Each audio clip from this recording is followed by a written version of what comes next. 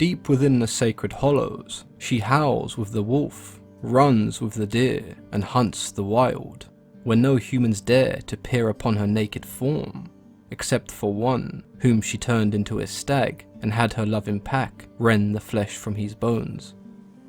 Artemis was one of the most revered and honoured of the ancient Greek deities. Her rule spanned across many things, including hunting, the moon, virginity, childbirth, and the wilderness and wild animals. She was also considered the protector of young girls up until the age of marriage. She was just one of Zeus's many children, and went by a host of different names. Her Roman name, Diana, is one that most people will be familiar with. If we take a look at the Iliad, the goddess is referred to as Artemis the Wildland, mistress of animals, and there are those who believe that Artemis may have even predated the era of the ancient Greeks.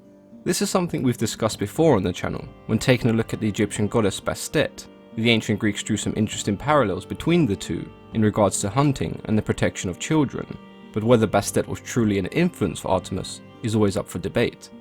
Artemis's mother was Leto, a Titan goddess, and very early on she became a favourite of the god Zeus.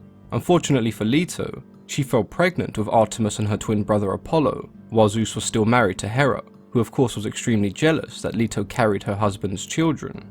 Hera did nothing but hinder and cause problems for Leto during her pregnancy. She first cast Leto out from Mount Olympus, leaving her to wander the earth alone.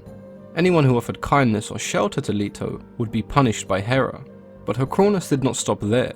Hera had Leto pursued by the dragon Python, who hunted her endlessly. Zeus would eventually intervene by sending the aid of a strong wind that would carry Leto out to sea, and eventually help her reach the island of Delos.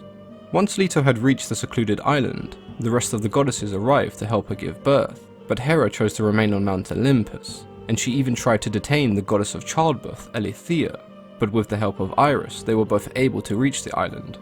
Leto first gave birth to Artemis, who was said to offer her mother assistance with the birth of her twin brother, hence why Artemis was often associated with childbirth. In the days that followed, Apollo was eventually born. The time difference between the two births does vary. In some accounts he was born the day after his sister, and in others it wasn't until several days after. Leto now faced the almost impossible task of raising Artemis and Apollo while being exiled from the other gods. She would receive no help, and the mother and her two children travelled to Lycia in seek of refuge. The influence and fury of Hera continued to follow Leto and her children. The local villagers even attempted to stop them drinking from wells and springs, and as a result, Leto turned them all into frogs. Artemis and Apollo continued to grow at an incredible rate, and their newfound skills with a bow meant that they were now more than capable of defending themselves as well as their mother. When the dragon Python finally found them, Artemis and Apollo killed the beast despite only being days old. Once Artemis and Apollo were fully grown, they were only concerned with avenging their mother and winning back her honour and place amongst the gods. During a ceremony in the name of Leto, the mortal Niobe taunted the goddess, claiming that she was more deserving of a place amongst the gods because she had given birth to 7 sons and 7 daughters. The twins were so incensed by the insult that they decided the mortal would have to pay for her hubris.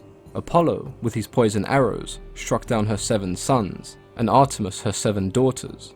The punishment may sound extremely harsh, but Artemis and Apollo had grown up with their mother being exiled and continuously hunted. Their reaction to the insult was a message to all that they would no longer tolerate this kind of disrespect. It's believed that Artemis and Apollo then travelled all the lands, punishing those who turned away their mother during her pregnancy. The strength and determination shown by Artemis and Apollo meant that their mother would once again return to Zeus's favour, despite the protests of his wife Hera. The majority of Leto's time from then on was spent hunting in the wilderness with her daughter. Throughout the years, Artemis has been depicted as a young woman carrying a hunting bow and a quiver of arrows, often being accompanied by a deer, one of the many animals she considered sacred. Artemis was quite often admired as a great huntress, and her skills with a bow could only be matched by her brother. But despite her love for the hunt, Artemis was an avid protector of the wilderness and all those that called it home. The animals that were slain by Artemis were considered sacred, and the hunt was essentially a ceremony in honour of the wilderness. She would seek vengeance upon those who were seen to do harm to animals, regardless of who they were. The story of King Agamemnon is a good example. The king had killed one of Artemis's sacred stags on a hunt, and as a punishment he was told that he would have to sacrifice his own daughter. When he eventually agreed, Artemis swapped his daughter with a stag, and the king, believing his daughter had been killed, learnt the consequences of his actions.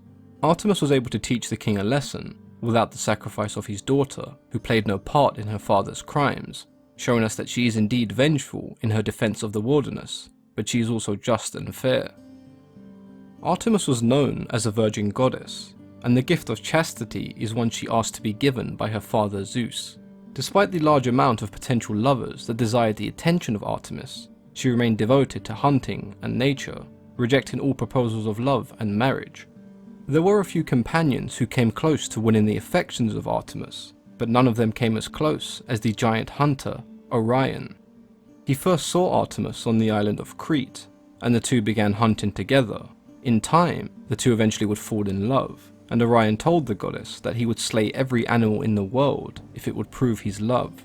Having heard what Orion said, the goddess of the earth Gaia would not let her creations die, and she gave birth to an enormous scorpion who would eventually kill Orion.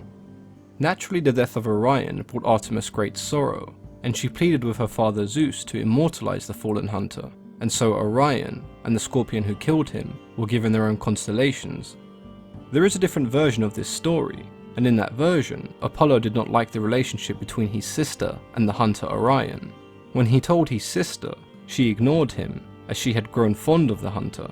Apollo did not appreciate his sister's response, and in turn he devised a plan to remove Orion permanently.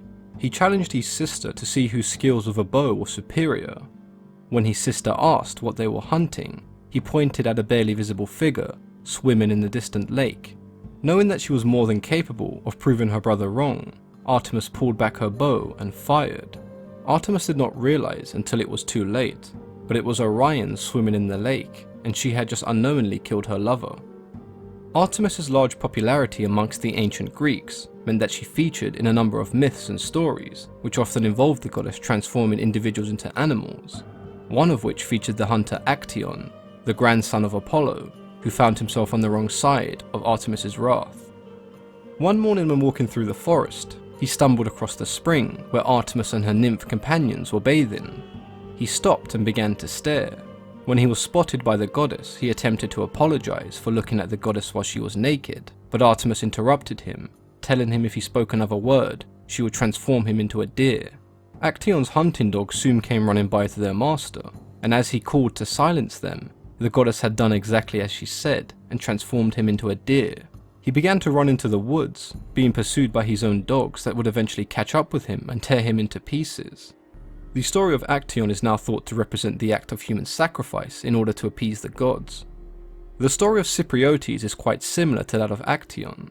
The young boy came across Artemis in the spring when she was bathing, and as a punishment she transformed him into a young girl.